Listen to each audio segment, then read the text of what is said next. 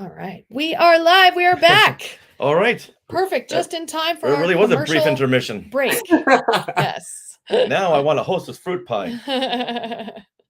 Nice. All right. So we are back. All right. So did you pull up your? Can you see the torches script in the pages there? Yes, I'm going to pull up mine just in case. Okay. Great. Oh, there we go. Okay, well, yeah, I can do that. Thank you. All right. Perfect. All right. You ready? Okay. All right. I'm going to do the narration. Yes. Okay. Richard, you're free zone. Yeah, I'm free zone. And then Dee, you're the torch. Okay. The human torch. Yes. Okay. All right. And here we go. We open with two frightened farmers watching arch-villain Freezone flying his biplane over the valley. Finally, the world will be cold enough for me. Freezone. The Human Torch also flies in over the valley. I can melt the snow temporarily, but I have to stop Freezone before he ruins the orchards. The torch flies right by Freezone in the plane. Back off, hotshot, or I'll freeze you out of existence. The torch throws a stack of Hostess fruit pies at Freezone. Sample these Hostess fruit pies, apple, cherry, and peach, before you decide to snow the valley under. Say, this real fruit filling is delicious. The crust is light and tender. But if you keep freezing the orchards, there'll be no more fruit pies. No more fruit pies? Chilling thought. I'm pulling out.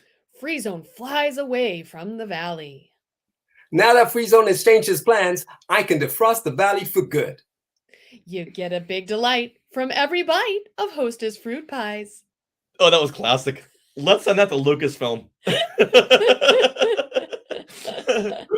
All right, so what great moral did we learn from this little parable? With every one of these Hostess Marvel crossover ads, there's always some kind of a moral buried deep inside. Now, I was thinking more about fruit pies.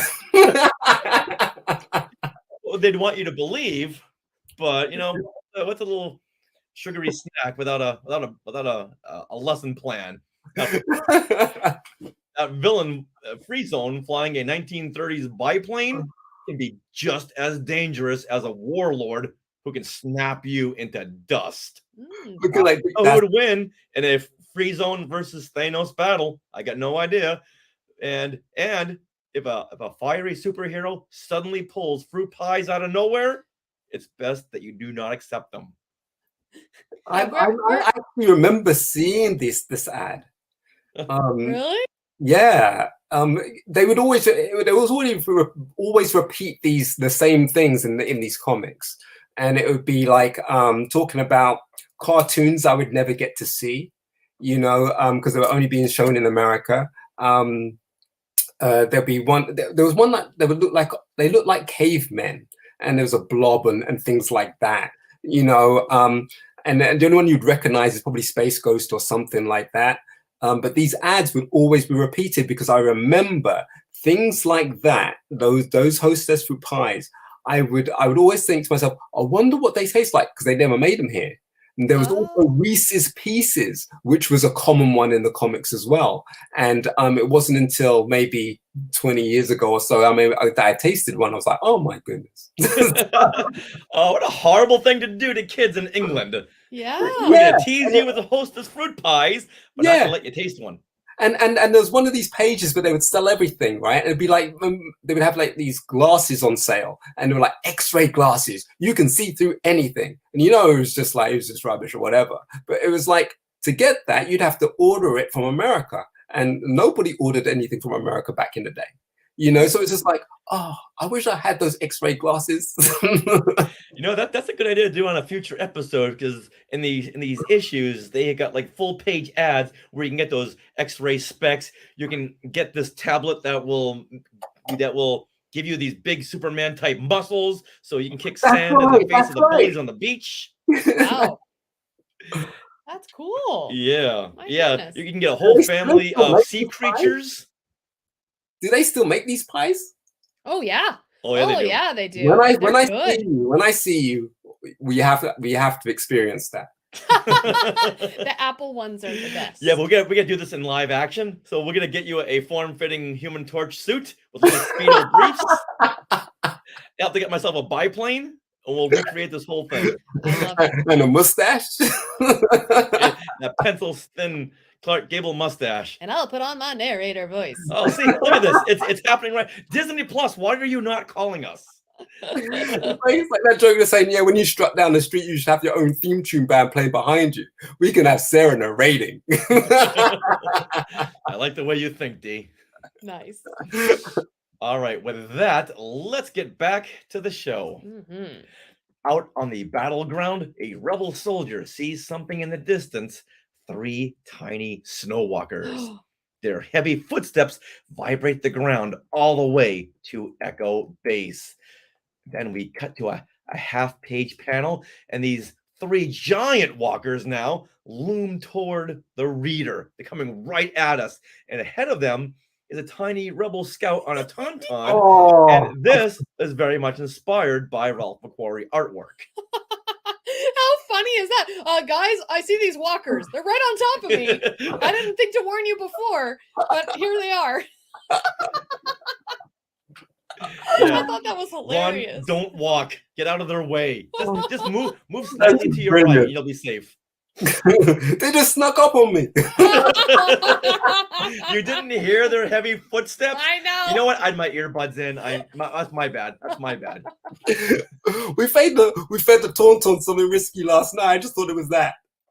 Oh. Look at those frames, though. Look at they're just Yeah. absolutely beautiful. Mm-hmm. All right. Well, you ain't seen nothing yet because we cut right to a full splash page of the underside of an AT-AT as it rears up its head and fires 4 mighty laser cannons, all with a red swirl background. Let's just take like a half an hour to really take this in. Look at this. That's brilliant artwork. Pretty menacing. I love the reflections on the backside of the neck, the flat side. You know, that is absolutely menacing. Also, the red in background against that black, the red almost looks like that Firebird design that Sabine makes. Right. Oh, very much so. Bit. Wow. I think that's more of a coincidence, but Oh, yeah. You're exactly right. It does look like that Firebird. Mm-hmm. And yeah, you gotta wonder if they were inspired by the Rebel Firebird and they put it in there, but it looks more like the Sabine rendering. Yeah. Mm-hmm. Yeah, this is just a beautiful piece of artwork. Now the Rebel ground troops do what they can, but they're just being pummeled as Luke leads Rogue Squadron into battle. Let me read it one more time. Now the Rebel ground troops, they do what they can, but they are just being pummeled. They are being blown apart. And Luke leads Rogue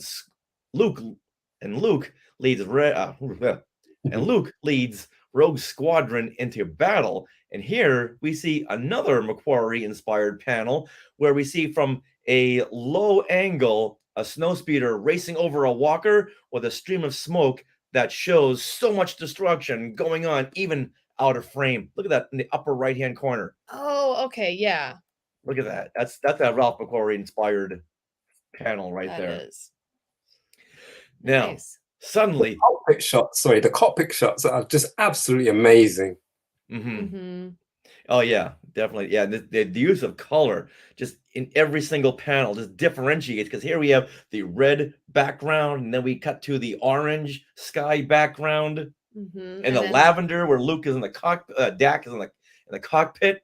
Yeah, Dak didn't make it out of this at all. Now suddenly, Luke's speeder takes a hit, and Dak is killed. Inside of Echo Base, Leia gives orders to evacuate. Meanwhile, Luke gives orders to use harpoons and tow cables to bring down the walkers. And Wedge, as we see here, Wedge brings down the very first walker. It looks like a fallen horse. Go to the next panel. So Wedge brings down the first walker here, and it looks like a big fallen horse. Look at this. All the legs are being appended. I wanted to see this in the movie. Yeah, the legs are so odd instead of just falling over. Yeah, it looks like a fallen horse. Well, the legs just fell off. Look at that. Like he was walking on ice. Yeah. Yeah. My Ever goodness. see an animal walk on ice and it falls? Looks like that. Well, the previous panel right before it falls is pretty cool, where it shows the tow cable being Yeah. whipped around the legs 4 times or something. Yeah, I love this panel because look at those Swirls pink of sky. swirls. You Yeah. can see the action in those swirls alone. That's true. Wow. Just then, Luke is hit and crashes below. Uh-oh. And inside the AT-AT, we see General Veers. Wait a minute.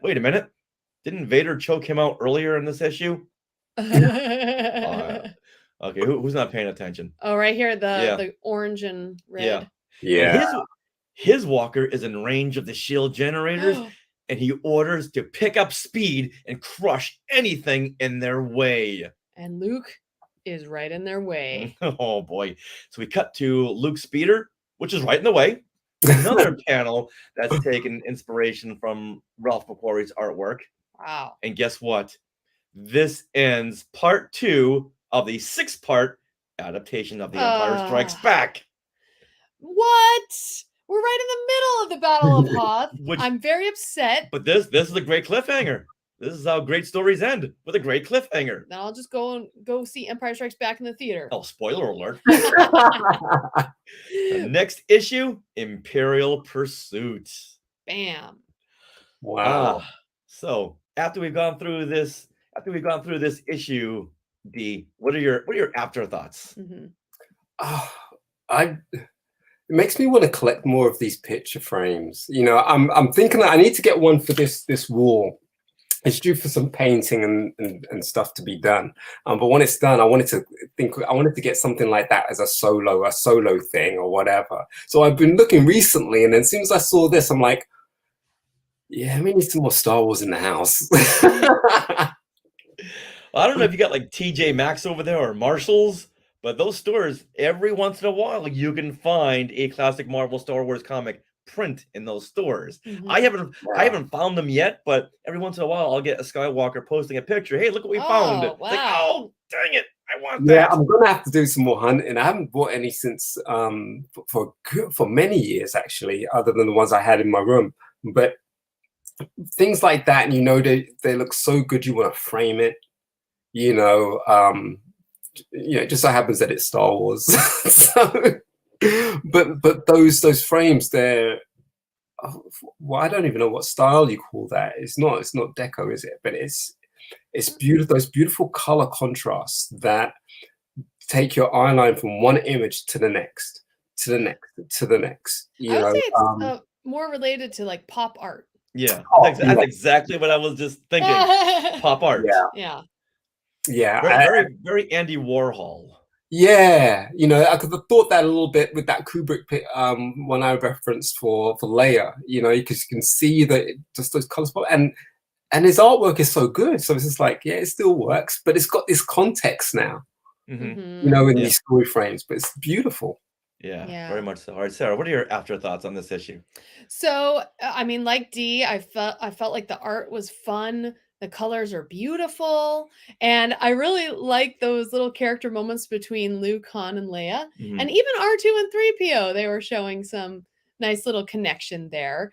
But when it came to the Battle of Hoth, I just felt like it was so short. I read it so fast because the battle just brings you in.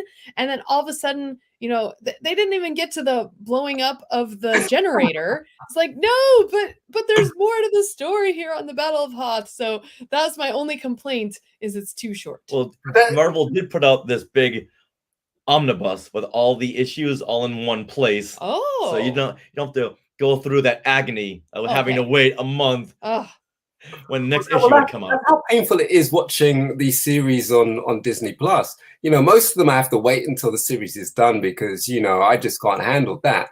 You know, but it's also brings me back to George Lucas, you know, and what his original intentions were, you know, to leave them as cliffhangers, you know, and if I can barely hang on with the 30-minute Mandalorians and things like that are happening, you know, it's right in place. But if you think about it, if they broke up every single movie into 30 minutes, Yeah, Oh, that would literally be on top of what it already is, but the TV series that is after, because you'll be left at these places and you're like, but hang on, wait, wait. can you imagine the agony we had to go through in 1980 when The Empire Strikes Back ended with Han and Carbonite? Oh, We had to wait 3 years. 3 years. I only had to I wait had till to the wait ninth a night. whole weekend until I got the other VHS out of Blockbuster. Exactly, and I had to wait until. Oh wait, I saw Return of the Jedi first. You kids. Kids.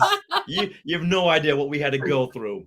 You're already deep cut into how Lucasfilm do these things, man. You're just ahead. And back then, the only thing we had in between the movies were these comics, and we were happy. Yeah. And Well, we had to make do. We had to make do with every other. I'll turn my alarm off again. Every other kind of knockoff that was coming out of every film studio or TV studio, because it's always Star Wars crazy. Oh, it has to be like Star Wars or whatever, you know. But we were entertained. We had some Buck Rogers. We had some Battlestar Galactica, you know. Yeah, we had to go through all those Krulls and space pirates until the next Star Wars movie came out. Yeah, we lost the way a little bit after they finished, because then we just had things like A-Team and stuff, but they were cool too. Oh, I pity that fool that didn't like the A-Team. All right, now for me, yes. I like you two. I just love the artist interpretation with using contrasting colors and complementary colors to illustrate the moods of the scene. They did that so well. I love these issues, and I still look forward to seeing more of that in the coming issues. Because before we went into this adaptation with the last episode, I'd forgotten how much they had used color to play with the story. So Yeah. I just can't wait to see what's coming because I haven't read these or looked at these comics since 1980. Nice. Well, see, I mean, I know it from color from the front covers. You know, I mean, even if they colored them after that one I picked up and put back down, after that I wouldn't have known, because I just would have associated that with black and white print. The same as Judge Dredd. Judge Dredd had amazing covers. You look inside and you would wish that it was just colored. You know.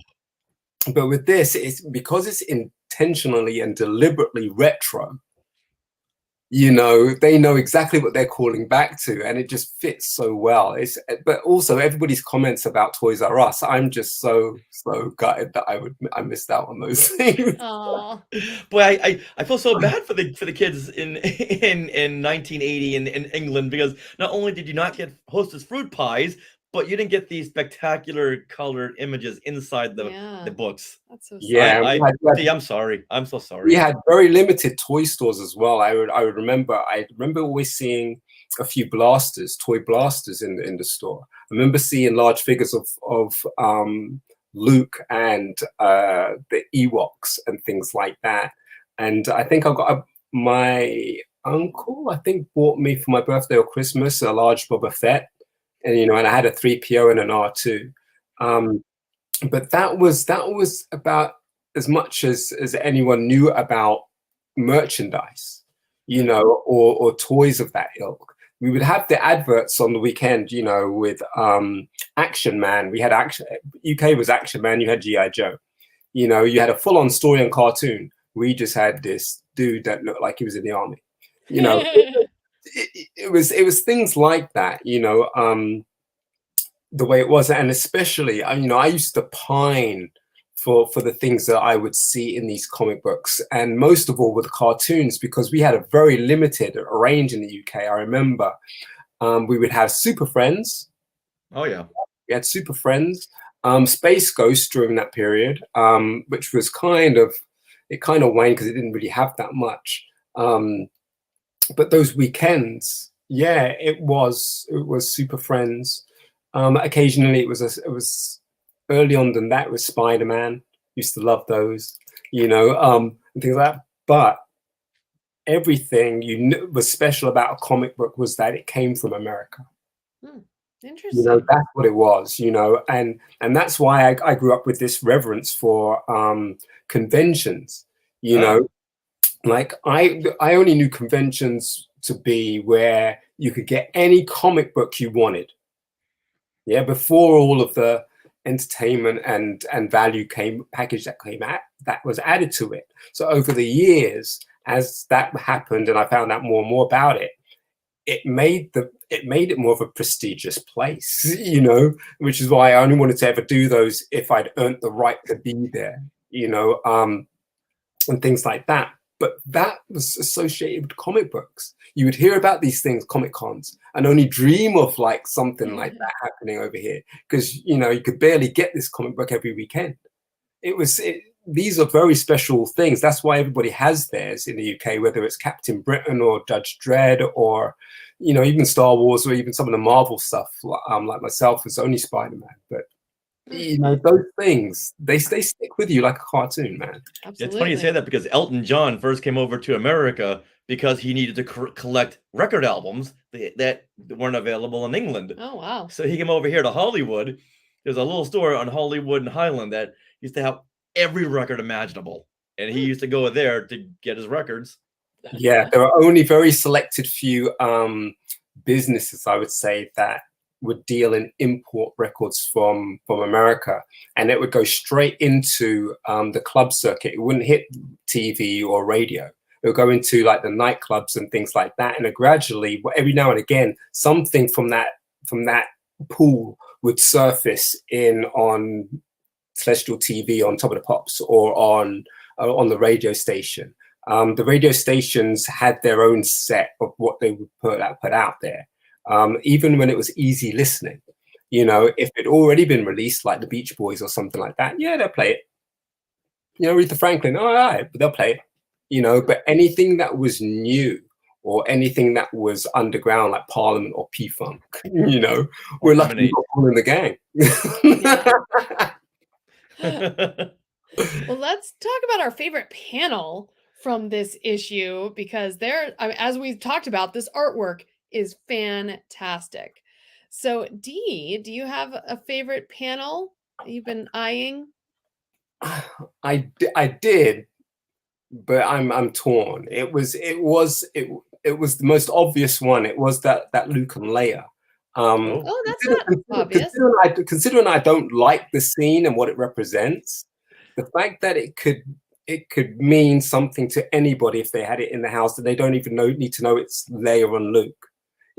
That frame or the frame before it, there's something very kind of it doesn't matter if you know anything about Star Wars not to like it. And this is on page 3, where it's like the cutscene from the film, right? So that's the Luke and Leia against that hot pink background, or the one right before that where she's touching his cheek. Yeah. Saying, I felt afraid for you. Yeah. But if you have this picture up on your wall, you're gonna have that R2 and 3PO insert there. Just let people know that, okay, don't worry, they don't cross the line right here because 3PO saves the day. actually, you could superimpose little R2's head just below the both of them. Yeah. No. Trust me, you don't want to go there. Yeah. All right, Sarah, what is your favorite panel? Okay, I'm torn as well, but I'm actually gonna go to the bottom of page 7, which has Leia in silhouette against that red backdrop that you said was from a production still. Yeah. But now it's rendered into this comic art. In the hexagon. I just think it's really pretty, and that juxtaposed against that nice establishing shot of Hoth, I think is beautiful. Yeah. I'm gonna say that you like this because it looks like you could really substitute Wanda Maximoff into this hexagon. Oh. Well, it looks like Carrie Fisher, even with the silhouette. It's like, okay, this actually looks like Carrie. So just knowing your love for WandaVision and Wanda. But I didn't even think of that when I wrote my notes. Okay. But that just adds an extra level 11. Okay, gotcha. All right, for me, I'm gonna go with the most obvious, hands down. On page 12, here we have the splash page of the AT-AT. Oh. Wow, that is just so incredible, and this could be a big wall mural. Yeah, I love this so much with Sabine's Firebird behind it. Beautiful. All right, now let's go with favorite line of dialogue or narration. Woo. Dee, do you have a choice? No, I hadn't thought about that one. I'd forgotten about that one. All right, you look over the issue. Let's see. So I'll go to page 7. All right, Sarah. Sarah, let's start with you. Okay. So I'm going to go to page 7, the top right here. And it's actually a bit of narration. So it's not dialogue, but I really liked this narration where so Darth Vader is walking with It could be Piet, could I be know. Ozzel. One of the It could be Captain Nita. Yeah, one of the dudes. And you know, he's going, he felt surprised, was wiser. He's as clumsy as he is stupid, blah blah blah. Well, the narration after you know Vader's upset says, and with a swirl of his flowing cape, the Sith Lord stalks from the cubicle. And I just loved how that just was so descriptive. It was a beautiful line of narration. Now the cubicle. What are they working in an office building all of a sudden? I know. I don't know about that. Oh, God. But I really liked that. Okay. It just struck me. Oh, yeah, I can see why they would use that word because look at all the geometric shapes there. Oh, yeah. Yeah. All right. For me, I'm going to say page 18, where General Veers, who has suddenly arisen from the dead, he says, increase speed and crush anything that gets in our way. I just love that because you cut to Luke right in the way. Uh-huh. It's a great cliffhanger. Black, like what's that? A deep orange rather than red. The smoke.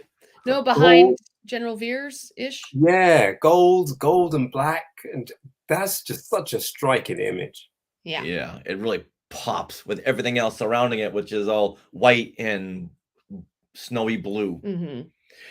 All right, Dee, have you selected one yet? Yes, and it's so me because it's so funny too, and it's the Tauntaun out trying to outrun that. It's like 4.5. Echo defense, enemy contact. Oh, Martin on our position. Yeah, that is funny. I think it was your commentary that just added to that, but it's such a beautiful image as well. But just the thought, you know. Couldn't you have said that? Much earlier.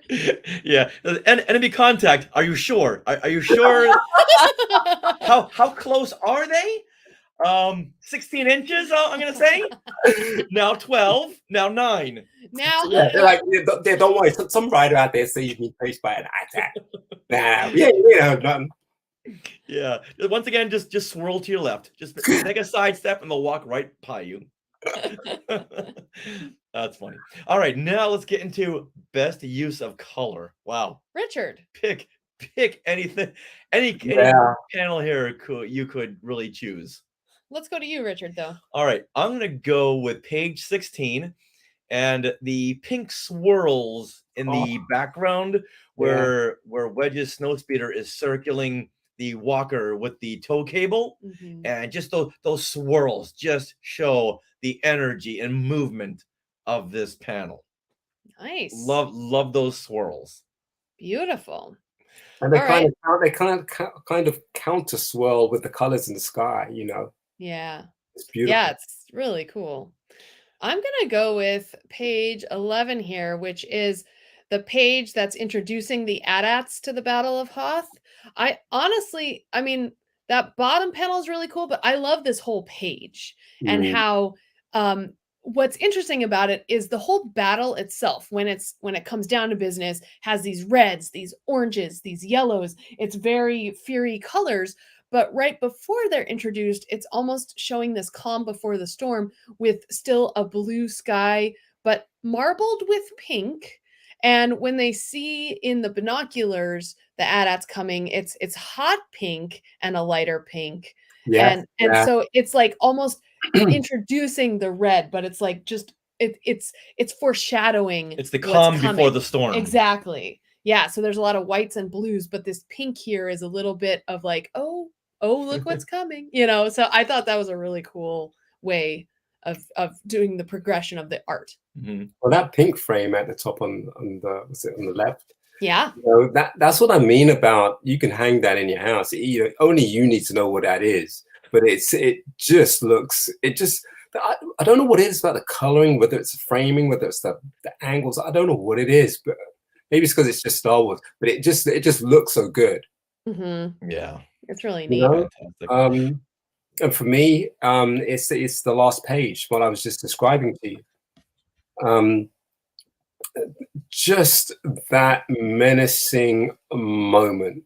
Like how they would have to, you normally have these bad villains, and it's in the dark, and they make their announcement, and it's just like kill them all, and stuff like that. It's that, but you can imagine, for me, things like that, the way that the colors contrast with the order, it's not necessarily black and white. It's not simply deep red and deep black and things like that. It could be set against the most beautiful sunset you've ever seen, but what's actually happening, that frame there, and that mechanical thing that he's looking at, the scope that he's looking down, and he doesn't seem fussed. It's just a great shot. But all colors, just like that. Yeah, I don't think they've used so much yellow to emphasize before this. So this is like a fiery yellow, illuminating General Veers. Yeah, it's cool. Awesome. All right, now before we wrap things up, we've got to read a letter from the Star Words column. And this is the column where fans will write in and share thoughts and opinions to the staff over there at Marvel Comics. And so this would be back in 1980. So Sarah, go ahead and read this one because it's from Jennifer Sheridan. Okay. She writes, "Dear Space Armadillos, I must compliment you highly for getting Luke out of his old Tatooine outfit and into the one he wore at the awards ceremony on Yavin 4. It's about time. Sincerely, Jennifer Sheridan, A14 Allen Circle, Naval Sub, Base Bangor, Bremerton, Washington, 98315. It still floors me that they would print people's addresses in these comics. It always floored me. Yeah. And Naval Sub. Yes, and I the way of identifying the fame, though. Oh, look, I've got my name in the magazine. Yeah, and as always, I try to look up these people, see if I can find them on Facebook now. Well, none of these people who wrote into the Marvel Comics are on Facebook. Now, is that still a Naval Sub base? You know what? I don't know. Okay.